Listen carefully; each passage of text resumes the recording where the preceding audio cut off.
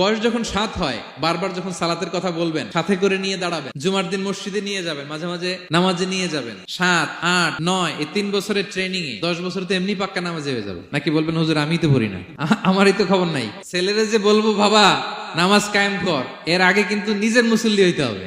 নামাজের ব্যাপারে no consideration, কোনো ছাড় নাই। সালাত আপনাকে পড়তেই হবে যে কোনো পরিস্থিতিতে। এজন্য 7 বছর বয়স থেকে বিশ্বনবী ওয়ার্নিং দিতে বলেছেন। 10 বছর বয়স হলে প্রয়োজনে রূঢ় আচরণ করো, শাসন করো, প্রয়োজনে মৃদু প্রহার করো। অনেক ফ্যামিলি আছে নিজেও নামাজি, ছেলে মেয়েদেরকেও নামাজের কথা বলে পড়ায়। জোহর পড়তে দেয়, আসর পড়তে দেয়, মাগরিব পড়তে দেয়, এশা পড়তে দেয়, ফজর পড়তে দেয় না। ফজর নিয়ে টেনশন নাই। কেন?